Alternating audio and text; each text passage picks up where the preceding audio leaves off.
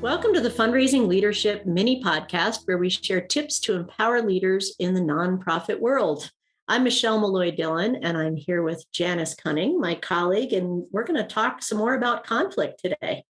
Yeah. So, Michelle, on the last episode, if people haven't listened yet, we talked about some journaling questions to uncover your own kind of perceptions and feelings about conflict. So, if you haven't done that yet, we encourage you to go back and listen and do that work. And today we want to talk about a tip sheet that we're going to link to called A New Model for Healthy Conflict. And I think let's start, Michelle, by talking about why would we want to have conflict at work? Yeah, well, we don't always want to have conflict at work, and it happens all the time in big and little ways. And by the word conflict, what we're talking about here is disagreements. Like, how do we want to work together? How often do we want to meet together? How long should meetings be? How should we get this project done?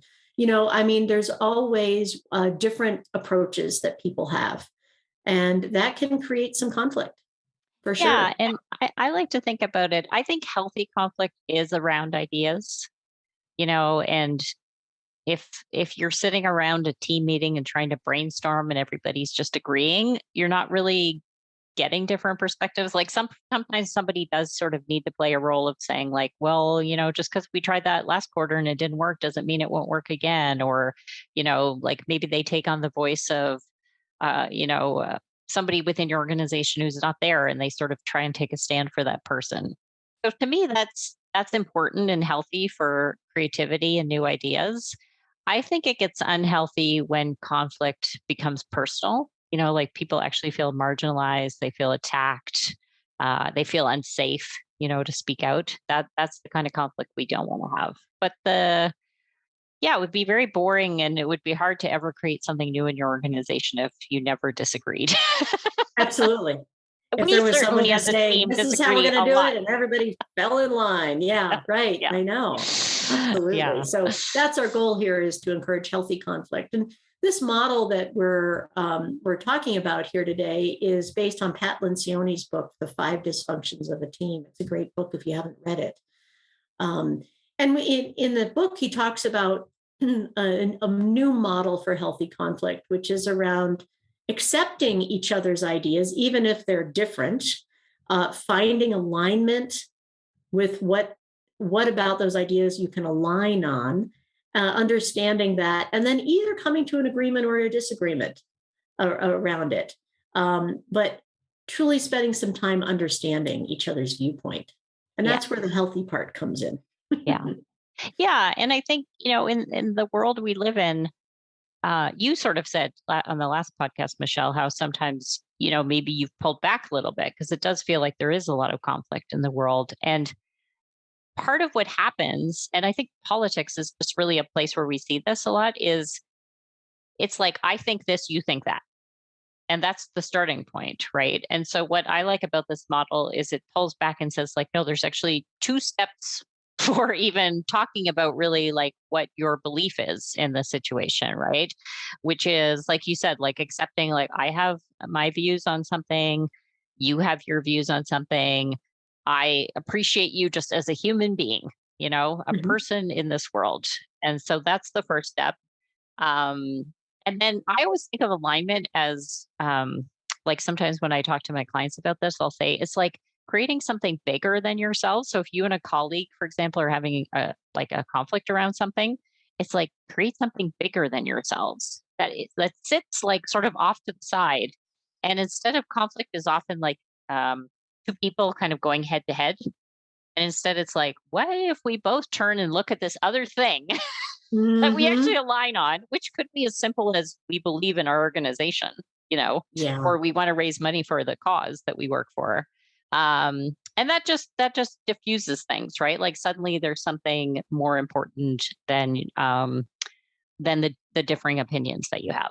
So let's do an example, Michelle, because this is very conceptual and perhaps hard for people to understand. Yeah, so this is something real that we're going to demonstrate for our audience. And, Janice and I have a bit of a disagreement on what our LinkedIn strategy meetings should be, or what our LinkedIn strategy and how to come about it. So yeah, what's your viewpoint, Janice? Well, so let's start, Michelle. I just want to say that I appreciate that we want to uh, reach out to more people. Hmm.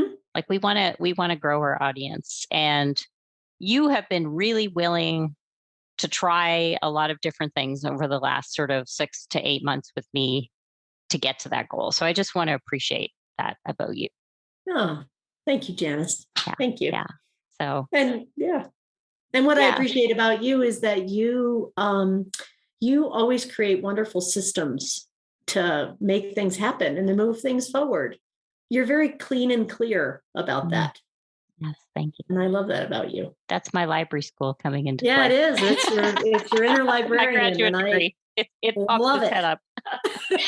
Yeah. So what do you think? Like, let's sort of not get into the weeds right now about the strategy and the ways we're doing LinkedIn. Like, what to you is the purpose of us even engaging on LinkedIn? Yeah, for me, it's about inviting in community into our fundraising leadership community to share resources so that people are aware of what we do out in the world. Yeah, it's really an invitation. Yeah, yeah. I totally align with that. Like that's a value we both share, like building community. And I think we both like building community like in a very personal kind of way, like going out, having coffee with people, having lunch with people, meeting people Mhm. at events. And this is another way for us to kind of step up and have a greater reach in terms of building community. Yeah. Now, Yeah. for a while, Janice, you and I were meeting on a regular basis to sort of check in about our LinkedIn engagement and what we were trying out and what our strategies were. And I most recently have said I don't want to have those meetings anymore. So Yeah. that's our area of sort of disagreement. Which has been hard for me because I have not done very well at my goal since we stopped meeting. I noticed actually the other day, I was like, I there was something important about having that check-in with you and the sort of the fun of like, what happened and what did we learn? And yeah, so I do miss that. And it is having an impact where um, opening up LinkedIn and kind of doing that work during the week is not as fun because I don't have the meeting with you coming up as like the treat at the end of it. Yeah. Well, I love hearing you talk about how it was like a treat for you because I was Mm. looking at it like, oh my God, it's another thing to fit into the schedule, like another meeting. And you and I talk, we have a lot of meetings every week. So we have meetings about other things. And I was like, we've got enough in the calendar. But there's something about that treat that makes me feel like, oh, how could we build in a different kind of treat to also keep us accountable around our LinkedIn strategy? Yes, I like that. I feel like I felt that with you, which I think I sort of gave you the out because I sensed it was Yeah. burdensome for you, like fitting Yeah. that in. And maybe it was too long or too often, or, there's a way that we could maybe, I don't know if there's a way that we could just have maybe a little check in thing, like a Google Doc or something where we just kind of like track the thing and then we could have like a 10-minute just like celebration, like maybe instead of having it like a check-in, we have a celebration Actually, meeting. I love that. And we could have like a 15-minute celebration Yes. rather than what I don't know how long we were meeting for. I can't remember, but like half hour, 45-minute like check in. Yes. Yes. It felt like, have you done what you said you would do? Yeah. So I love a celebration, I do and too. even if like if it's every 2 weeks and you're like, I did one post, you still get Uh-huh. to celebrate it. Yeah, I that actually helps me a lot. And so lessening the time and making it a celebration, I could totally align around that. Yeah. Yeah. And I think finding a way maybe where for me, it doesn't even, you don't even need to do this, but I think for me, the accountability of having somewhere where I have to kind of like like say that I did things would be Yeah. helpful. And I don't need to do that with you in person, but I can think about, I'll take responsibility for thinking about a way that I can maybe for myself create a little tracking sheet that I share with you, because I Uh-huh. actually have that, I'm in an accountability group with another coach, and we've coached each other in the past. And there's sometimes things where I'll report, and she doesn't report because she doesn't need to. It doesn't make sense for her, but it makes sense for me to report to her, Yes. whether she cares or not. Yeah. Feel Great. accountable for reporting. So why don't I take responsibility for finding a way to report out, which seems to be important for me getting it done, and then invite you to what do you think? Every once a month to a celebration? Every 2 weeks? What's I could do it every couple of weeks. Yeah. okay? 15-minute thingy every couple of weeks. We'll look Okay. at our calendars after this call is done. Okay. Set up a Awesome. time. Thank you, Yay. Michelle, for playing with me and like Well, I helping like us treats find a and way. Yeah. celebrations, so you got me all on board now. Oh, that was Right. good. I mean, That felt that good. was a Yeah, real thing. that's Maybe so not the yeah. biggest thing, but it was a little sticking point, in Yeah, our it ways was. of doing things. And we didn't know where that was going to go. And honestly, that feels like I'm excited that we're going to Me start doing too. them in a new way.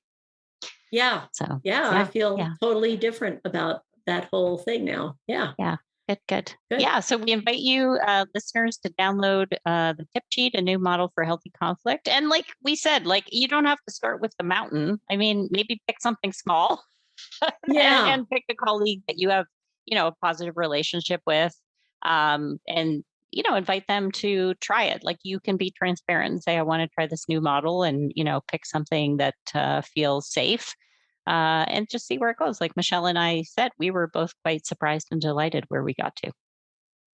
So, Yeah, so yeah, enjoy and explore and be curious together. yes. Goodbye. This podcast is brought to you by Fundraising Leadership. We provide unique coaching and training programs that powerfully transform how you work in order to get results. Please subscribe if you haven't already, and you can find us wherever you listen to podcasts. If you are enjoying the show, you can help us continue to bring thoughtful content with a monthly or annual contribution. This supports our production costs and keeps the show ad-free. Make a contribution today using the link in the show notes. Now go put it into practice.